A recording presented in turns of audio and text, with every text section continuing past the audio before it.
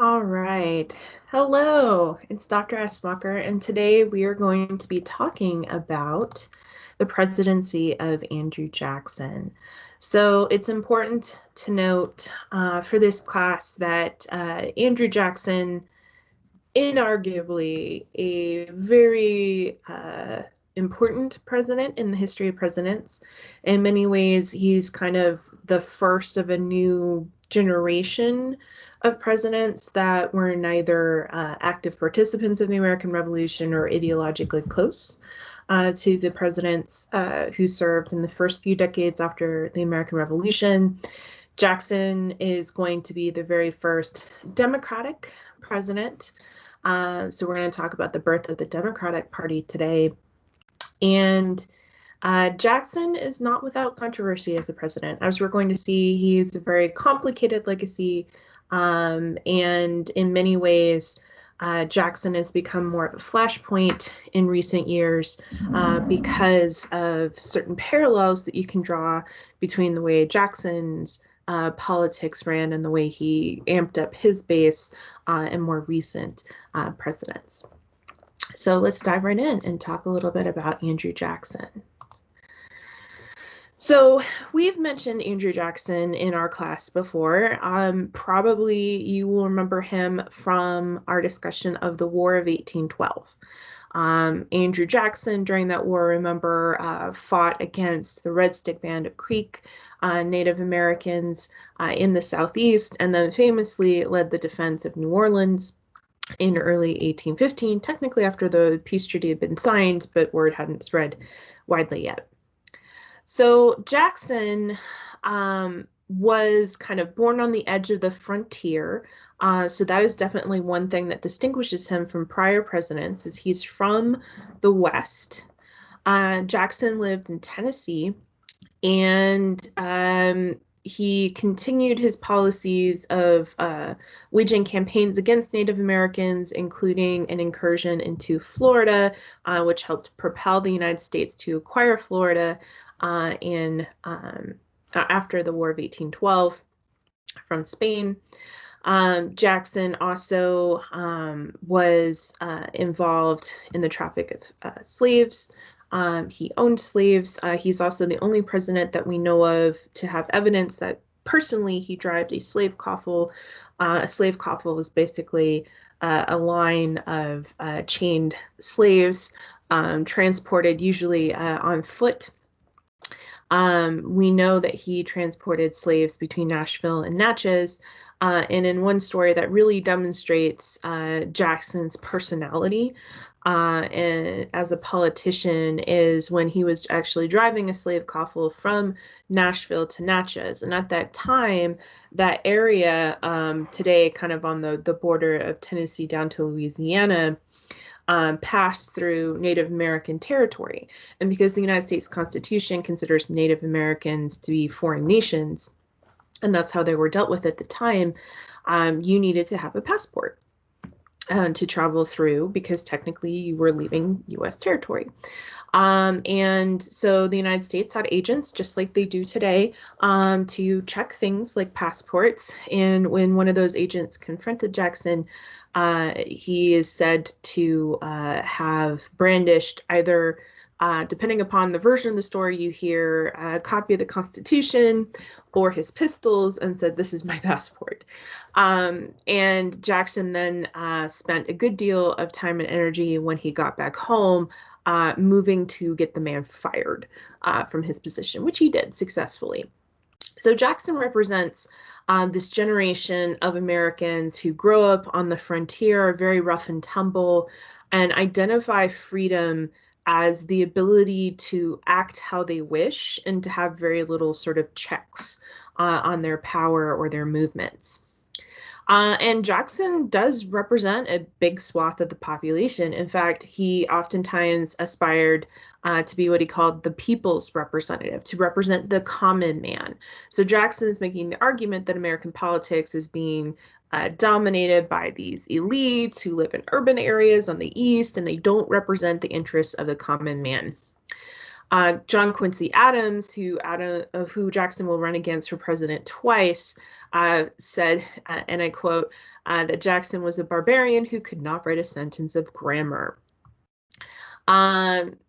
That was meant to be, a very sick burn in the 1800s, but definitely Jackson was not as polished or well-rounded or well-educated. He was a self-made man. He was fairly rich, but again, he kind of came to that through hard work and determination.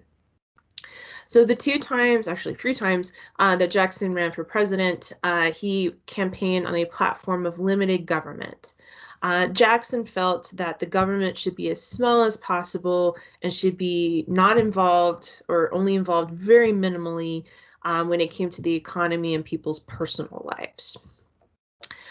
So in today's parlance, we kind of consider that a little bit more sort of libertarian, right? Small government. You don't want government to interfere in private life or in regulating capitalism. However, when Jackson does become president, he does strengthen the power of the office of the president, even though he was more states' rights in terms of he believed the state should have more power and authority. He also was a strong believer in the Union of the United States. As we're going to see today, when that union is threatened, Jackson does act in favor of federal power.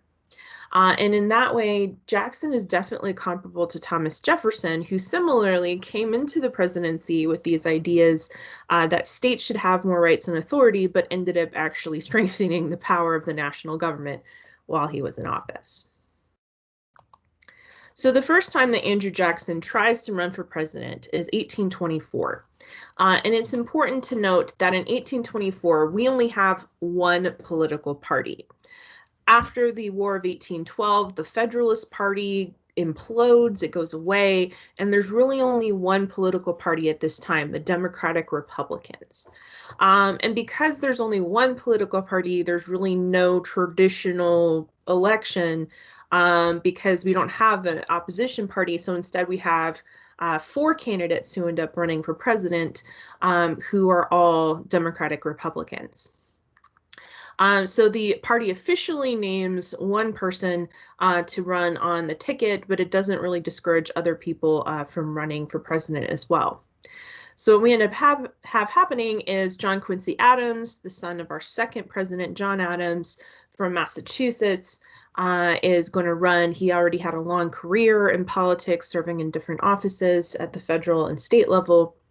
Andrew Jackson from Tennessee, who probably is the most visible candidate in terms of name recognition across the United States because of his renown for warfare against Native Americans and the British in the War of 1812. Fellow Westerner Henry Clay from Kentucky, who we talked about again during the War of 1812, one of those war hawks, these younger congressmen who really wanted aggressive expansion, this sort of generation of post-revolutionary politicians. And Henry Clay is up and coming. He will run for president a couple of times, but his power base is mostly in the West. And then representing the South, we have William Crawford of Georgia, who he was the official candidate selected by the Democratic Republican caucus, but he's probably kind of the most sort of old guard of these candidates. So as you might imagine happens when you only have one political party and you have four candidates from that party running, there's no clear majority winner. In the Electoral College, there isn't anybody who receives a majority. Now, when it comes to the popular vote, Andrew Jackson wins the popular vote. But as we know, in the United States, it's not about winning the popular vote, it's about winning that Electoral College. And because there's no majority in the Electoral College, what happens then is that the election gets kicked to Congress to decide, per the Constitution. So Henry Clay, as the last place finisher in the popular vote and the Electoral College vote, gets immediately dropped from further contention.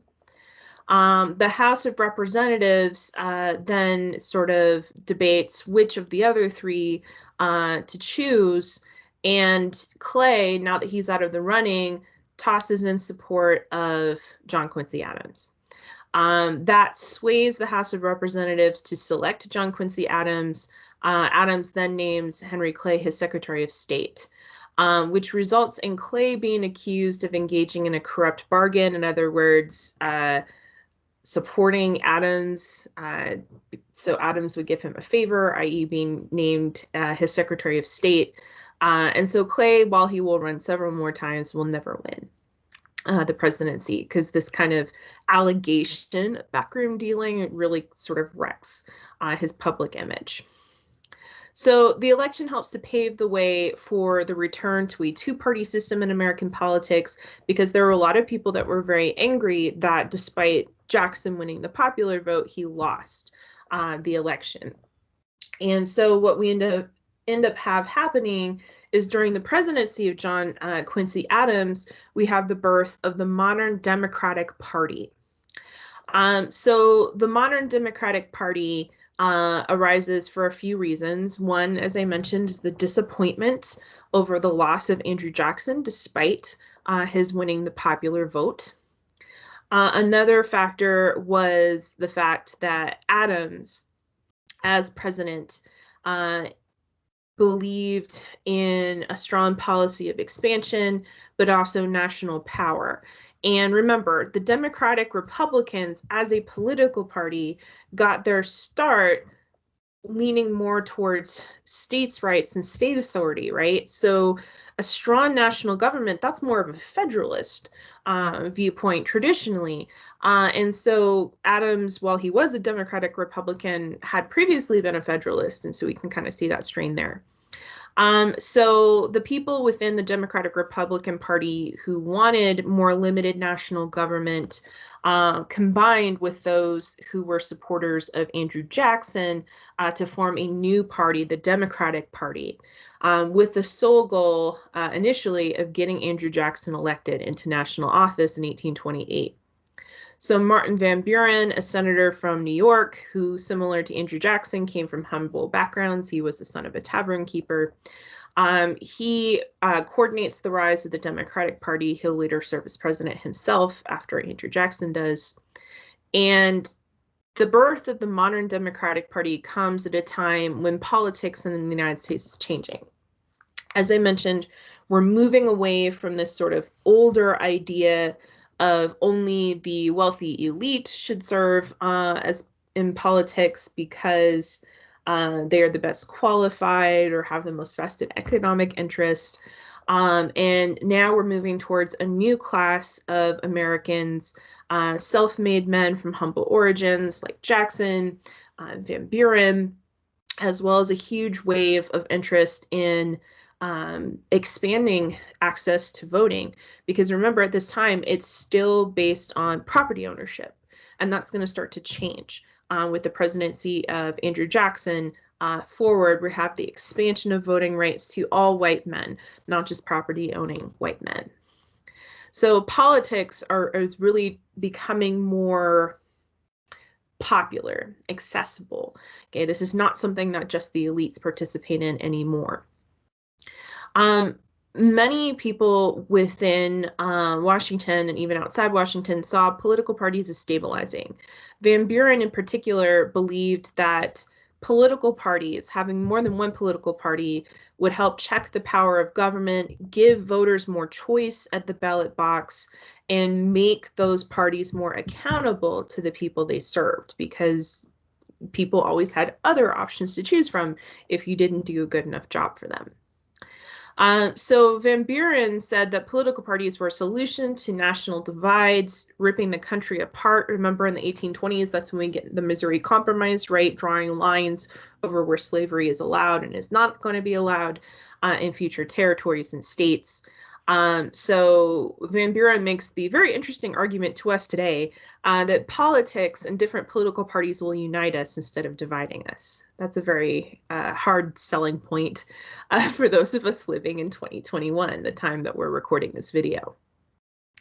So Van Buren, in establishing this new political party, works on networking. He seeks to build support not only among Southern planters, but also Northern farmers, urban workers. He opens a lot of different party offices and locations nationwide. He hires people to go mobilize the vote and spread the Democratic message.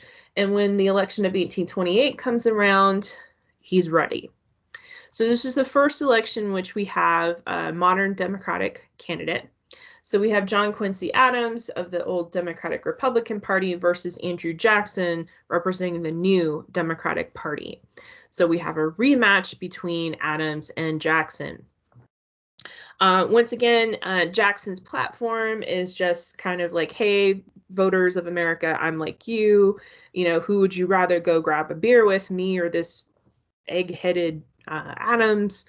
The campaigning gets very bitter. Jackson's campaign alleged that Adams had had a series of affairs while serving as a diplomat in Europe, that he was too brainy, right, too smart, compared to the manly Jackson. Adams's campaign focused on the fact that Jackson had murdered a number of men during duels, which duels were still legal in many southern states, and Adams was a bit duel crazy.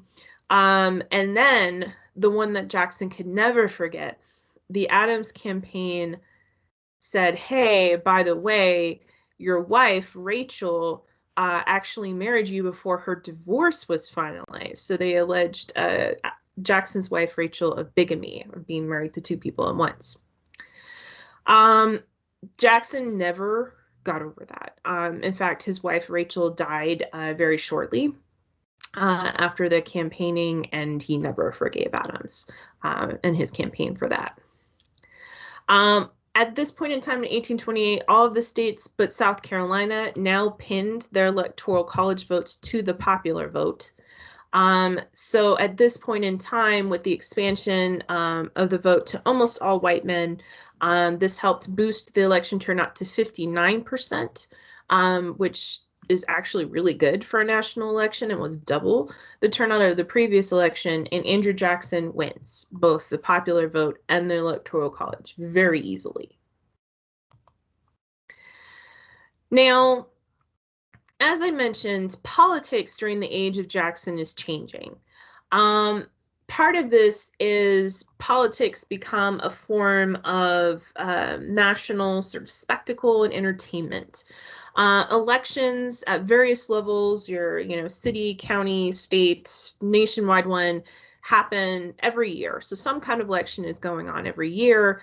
Millions of people not only vote in these elections, but they also participate in the activities surrounding these elections. So attending political rallies, parades, debates. Politicians earn colorful nicknames, like, for example, Jackson was nicknamed Old Hickory, and thousands of people go to attend political speeches. So participating in politics is a very important pastime. Sorry, apparently my dogs are snoring. There's also a phenomenon within American politics at this time called machine politics, and this is particularly prevalent in urban areas, so cities. So machine politics was when a political party, or actually all of the political parties, established a presence, usually by opening a local party office in city neighborhoods, and recruited people within those neighborhoods to go get voters for their political party. And what they would do is they'd say, hey, if you vote for us, we'll give you stuff. We'll give you jobs, like government jobs. We'll give you some charity or aid. And remember, we don't have a system of welfare in the United States at this time, so promising people help is important. Other kinds of perks. So basically, this is kind of offering incentives. And for the people who worked for these political parties in these neighborhoods, what we call the machine workers, they could aspire to government jobs, especially when Jackson comes in. He argues the bureaucracy created by the national government is too elite, that we need to bring in what he calls rotation in office, or what was popularly nicknamed the spoil system. So say instead of having certain positions filled by career government workers to make it filled by a political appointee. So basically the idea was if you were loyal to your political party and your political party won the election, then you could expect to be rewarded for your loyalty with things like government jobs. Jackson made the argument that this would open more government positions to common people. What it does end up doing is it kind of introduces an additional layer of political corruption and partisanship, because the people being hired in these jobs are not being hired necessarily based off of their qualifications, but rather their loyalty to a particular political party. We also have, for the first time in U.S. history, national conventions. So political parties tried to avoid what happened in the election of 1824, right? When you have 4 candidates from the same party, we don't want that competition, right? That cannibalizes voters away from your party if they're splitting the vote between candidates. So now parties hold national meetings to agree on a unified political platform for their party and to nominate candidates for national office.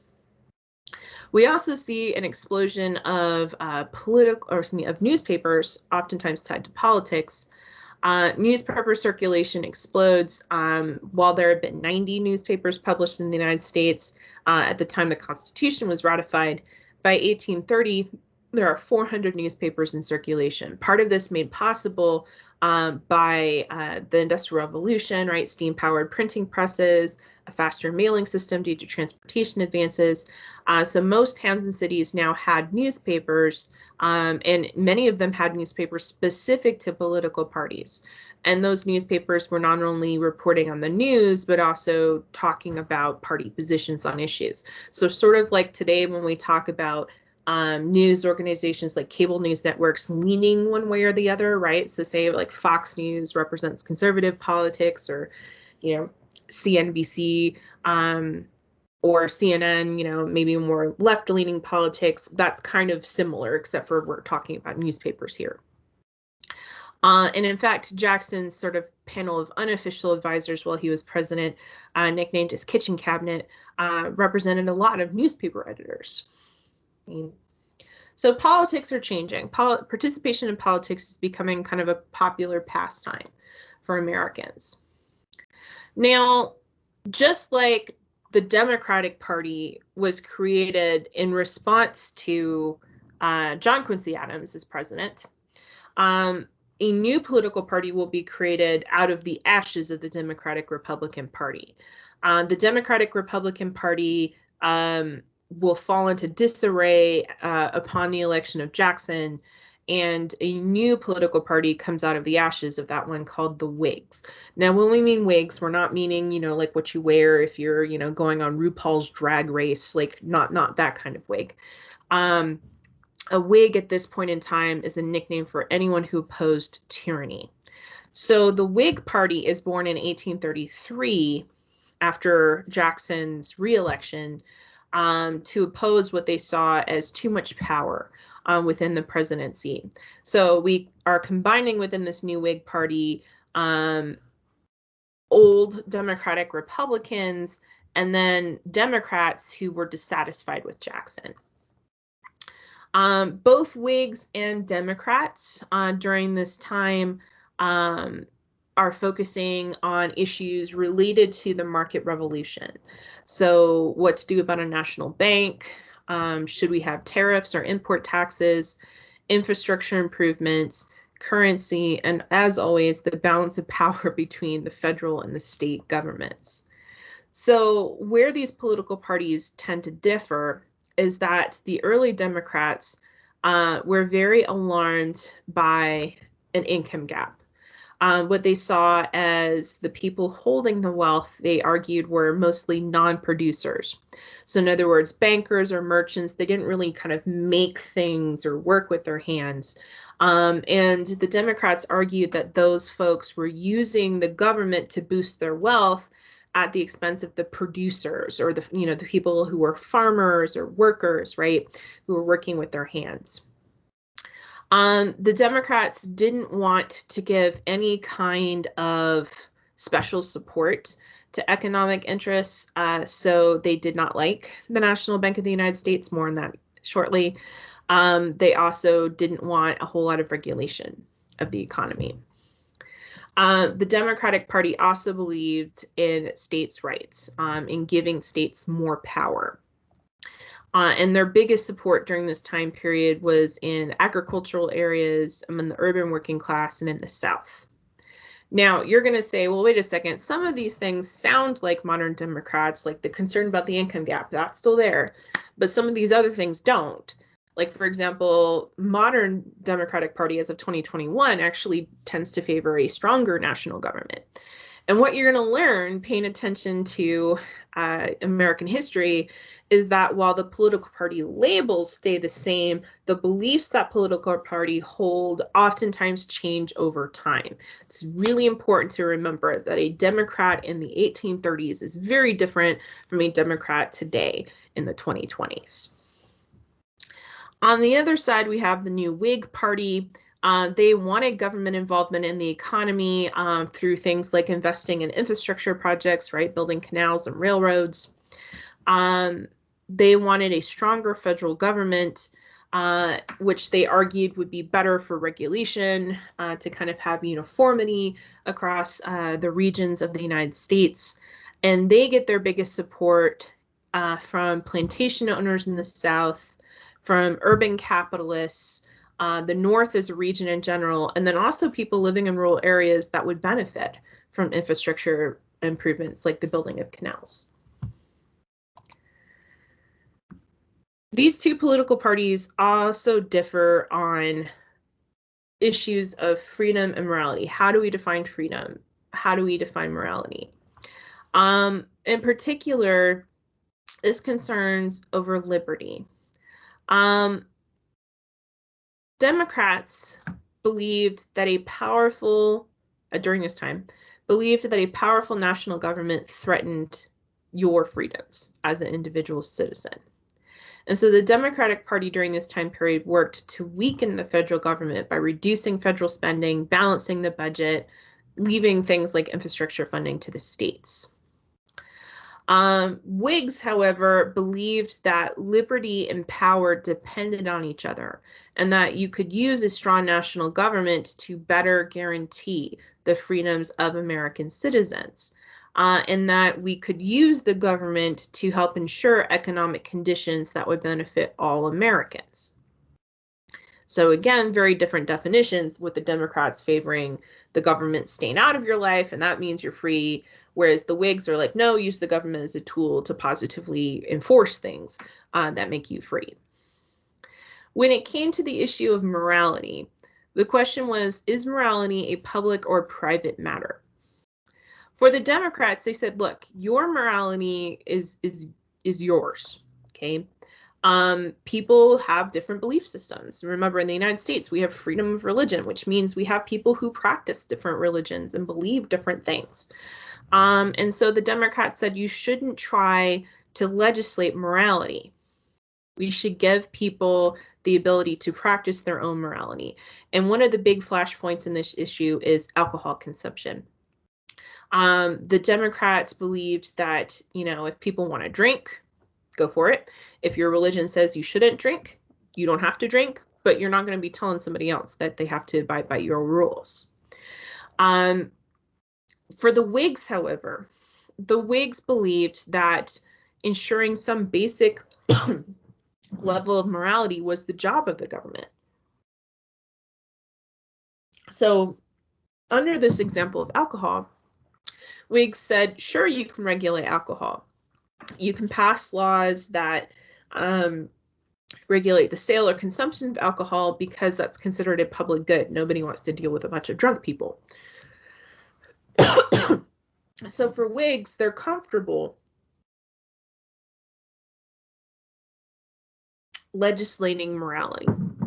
Now, whose morality are they legislating is a good question, because when it comes to the issue of alcohol during this time period, if you're Catholic, you probably use wine, right, in the sacraments and things like, I'm blanking on the term now because I'm not Catholic. I am Methodist, which is Catholic light, so I should remember this term. Anyways, you probably use wine in a lot of your religious rituals, right? Like with the, the wine representing the blood of Christ and the wafers representing the body, right? So for you, alcohol is part of your religious rituals, right? Or in Methodism, it's usually grape juice because that's how they roll. But there were a lot of people in other religious beliefs that felt that alcohol was like the devil. So the problem is if you're banning alcohol because you believe in your particular belief system that it's evil, you're restricting the ability of someone with a different belief system where alcohol is okay to actually fully engage in their belief system, right? Depriving people of the sacrament with wine. So that's going to be a constant push-pull. Whigs are totally fine with passing legislation meant to regulate morality by doing things like banning prostitution, drunkenness, etc. Whereas Democrats are like, nope, let people live their own lives, make their own choices. Now, where Jackson is going to really experience the first significant test is over a principle known as nullification.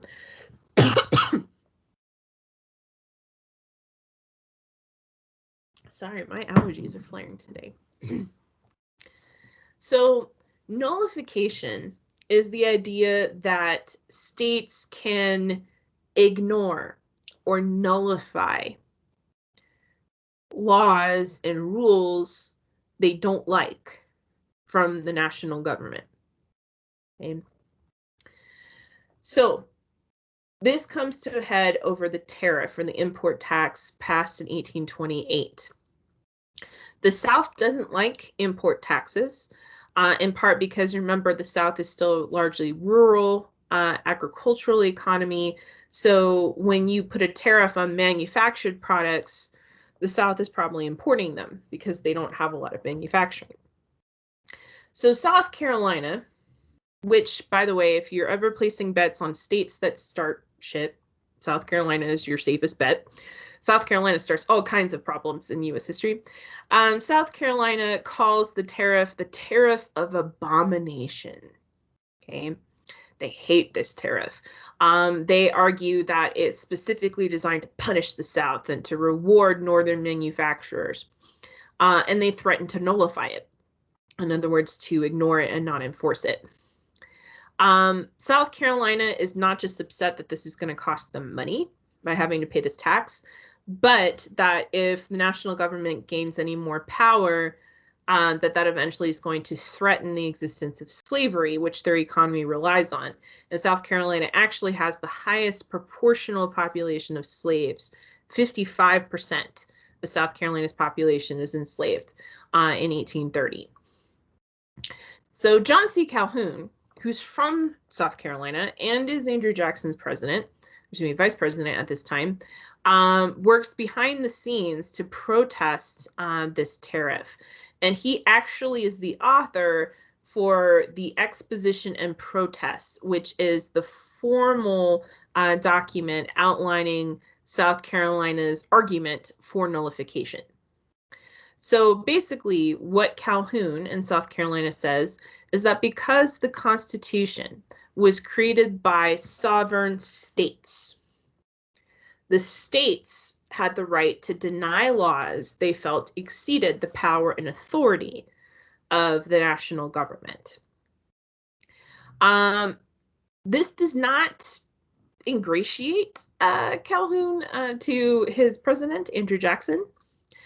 And in the Senate, South Carolina's, saying, hey, we can just ignore laws we don't like, doesn't go over well. Daniel Webster, who is a senator from Massachusetts from the Whig Party in the same generation as Henry Clay and John C. Calhoun, declares that it's not the states that created the Constitution, but the American people. And because the people created the Constitution, the federal government was in fact sovereign over states, and so nullification is not only illegal, it's actively treasonous. It's a crime against the nation to threaten to nullify this. Okay. This nullification process just does not go away. Okay. It hits full-blown crisis mode when Calhoun goes back to the drawing board and says, okay, you want to make the argument that people created the Constitution, not states? Sure. I'm going to argue, though, that we should adopt what he called the concurrent majority theory. So he said each party with a major interest in legislation should be able to have veto power over legislation that affects them. So, for example, if you're going to pass a law regulating slavery, then slaveholders should have veto power or input. As you might imagine, that doesn't go over very well. The tariff of 1832, which passes to replace the earlier one, is actually better. It's lower taxes, but it's still objectionable to South Carolina.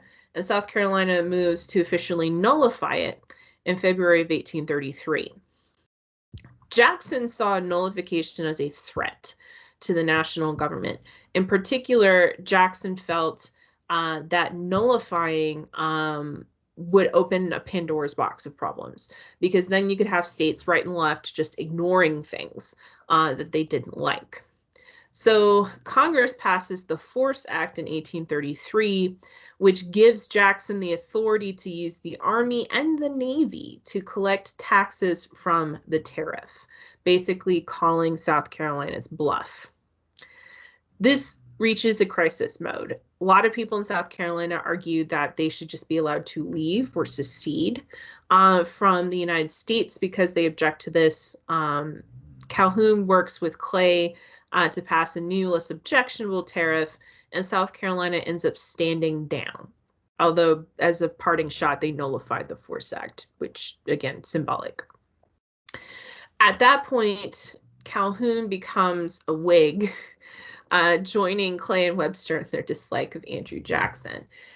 Jackson at this point was compared to a king or a tyrant.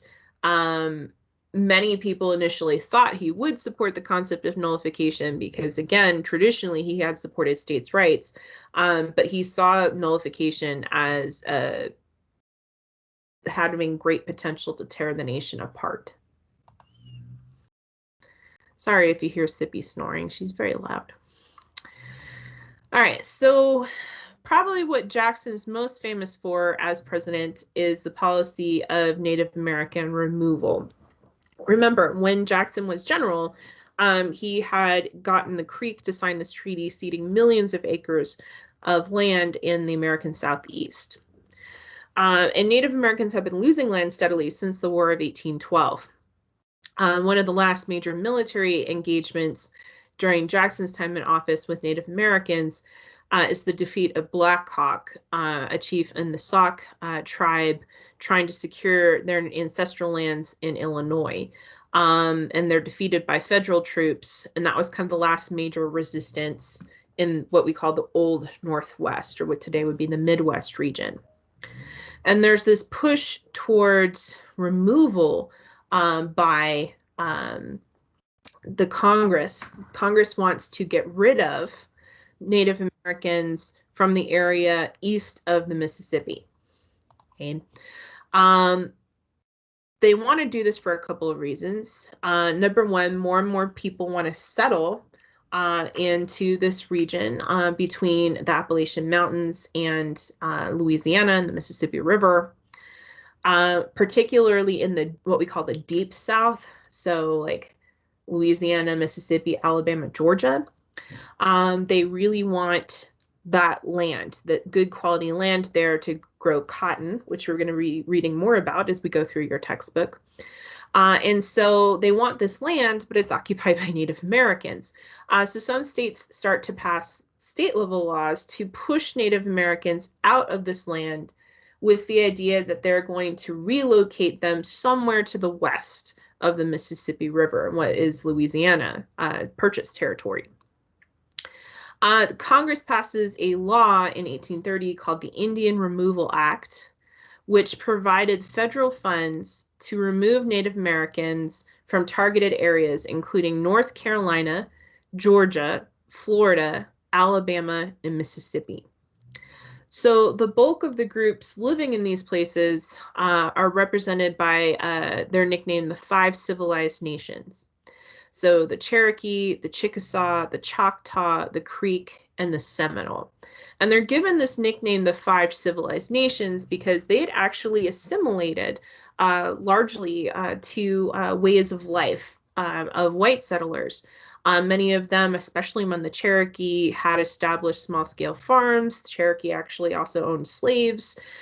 So they're a little bit more assimilated into white culture than some of these other groups. Although, again, it varies. The Seminole were probably the most still traditional of these five tribes. So this is about 60,000 people who are targeted for removal across the American South. Again, all of these groups had attempted to make a nod to white culture. The Cherokee, for example, adopted their own constitution and systems of laws, modeled American laws. Many tribes had started schools, but nevertheless, they're dubbed savages by Washington, D.C., and they're pushed to remove.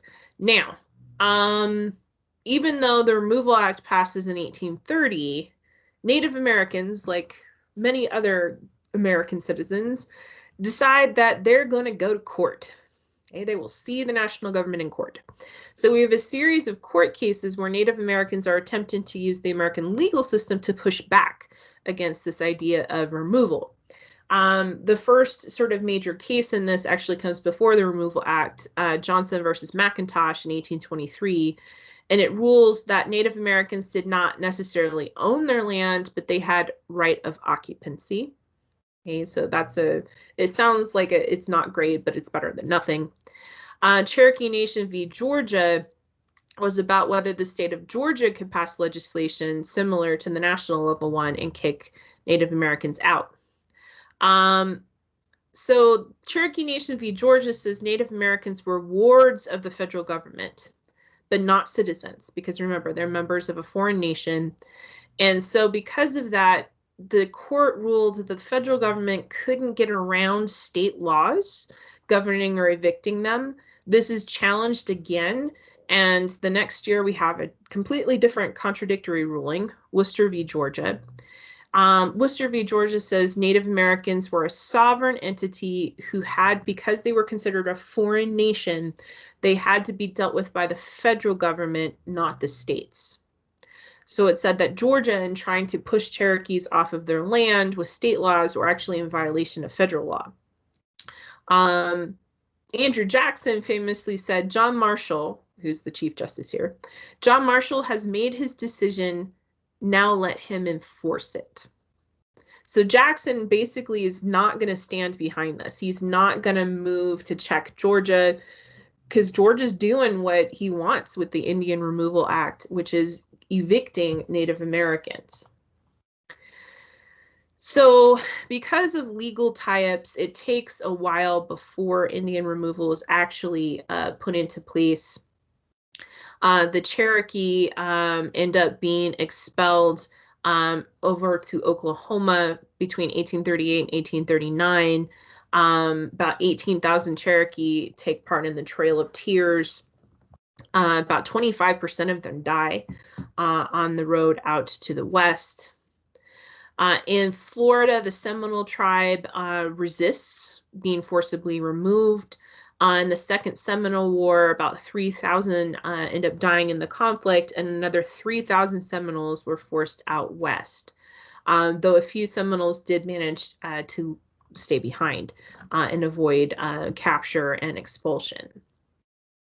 Native Americans made the argument that they should not be removed from their ancestral homelands and that they should simply be accepted by white people. Particularly, all they wanted was respect and equal treatment. However, white settlers saw Native American occupation of the land they wanted as a problem. And also the thought process of many white Americans at this time was that Native Americans were sort of relics of an earlier time and that they had no place in modern American life. So the simplest thing to do until they eventually died out, was just to remove them outside of desirable territory. And again, Oklahoma becomes the repository of a lot of these tribes that are evicted from this region. So I'm going to briefly talk about the bank war. Economic history is not my thing, but this is kind of an important part of Jackson's presidency. When I was actually an undergrad student taking History 1301, I had to read an entire book for my class on the bank war. It's not one of my favorites. But the Bank of the United States, remember, originally created by Alexander Hamilton after the American Revolution, had caused a lot of problems. It had been in existence and then lapsed out of existence and then brought back. For a lot of people, they saw the Bank of the United States as a predatory institution. It was supposed to regulate other banks. It was supposed to regulate the issuing of paper currency by smaller banks, but it didn't really do a great job of those things. Nicholas Biddle, at this point in time, was the head of the Bank of the United States. He had tried in the 1820s to curb inflation following panics in the 18 teens, and to try to prevent overissuing of paper currency, which at this time is still being issued by individual banks, not necessarily the federal government. We don't have like the mint like we do today. But Biddle, while he was doing those things, which were good, which were what the bank was supposed to do, also claimed publicly that the Bank of the United States had the power to destroy non-compliant banks. Again, kind of raising the alarm among Americans who did not like powerful centralized authority. So the bill to extend the bank's charter, because the bank's charter had to be renewed every so often, was introduced in 1832. Even though it wasn't supposed to expire until 1836, Biddle sees this as a good time to bring it up and tries to force a 20-year renewal through Congress. 1832 is an election year. Jackson's up for re-election. Jackson saw it as a threat to his re-election efforts because his base, which wanted a less powerful national government, does not like the bank. So Congress passed legislation to renew the bank, and Jackson vetoed it. Jackson, by the way, was very veto happy. He was the president who used the veto the most in comparison to his predecessors. He used it more than all of his predecessors combined. So Jackson argued that Congress could not create such a powerful agency such as the Bank of the United States with broad regulatory powers that wasn't directly accountable to people. And that leads to the death of the Bank of the United States in 1836 because it has no new charter to renew it.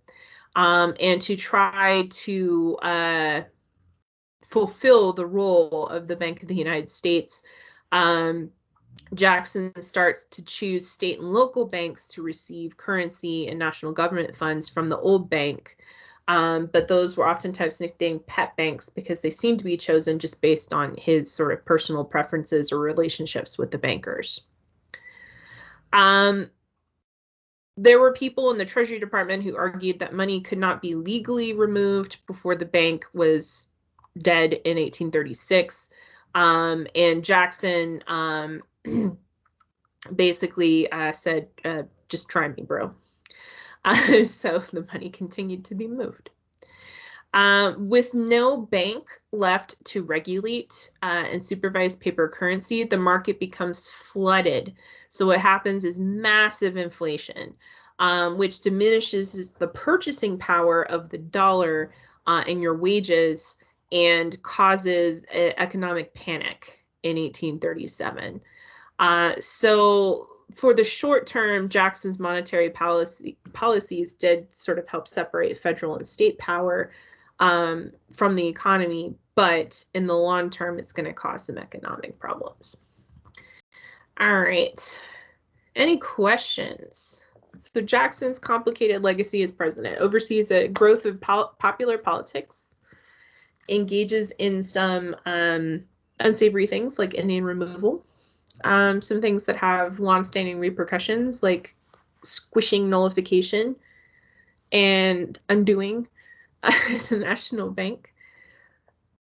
And, he's again, kind of a polarizing figure because he's still seen as very popular. Any other questions?